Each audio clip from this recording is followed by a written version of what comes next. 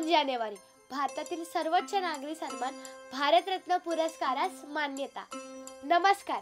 भारतरत्न हा आपल्या भारत देशातील सर्वोच्च नागरी सन्मान आहे, हे सर्वांना माहिती आहे। पण हा सन्मान देण्याची सुरुवात 2 जानेवारी 1954 पासून झाली। मानव कल्याणासाठी कोणत्याही क्षेत्रात सर्वोच्च प्रतीचे काम करणाऱ्या व्यक्तीस हा सर्वोच्च नागरी सन्मान देऊन गौरवायचे, असा निर्णय तत्कालीन भारत सरकारतर्फे घेण्यात आला। आणि 2 जानेवारी 1954 मध्ये भारताचे पहिले राष्ट्रपती डॉक्टर राजेंद्र प्रसाद यांनी त्यावर मान्यतेची मोहर उठवली।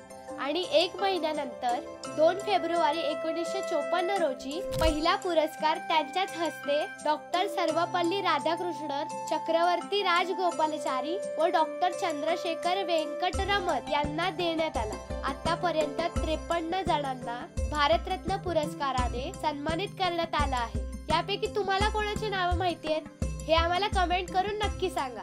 आणि आजच्या दिवसाची विशेष माहिती आवडली असेल तर जास्तीत जास्त लोकांना शेअर करा आणि आपल्या कलाकार चॅनलला सबस्क्राइब करा, म्हणजे तुम्हाला प्रत्येक दिवसाची दिनविशेषांची माहिती इथे बघायला मिळेल।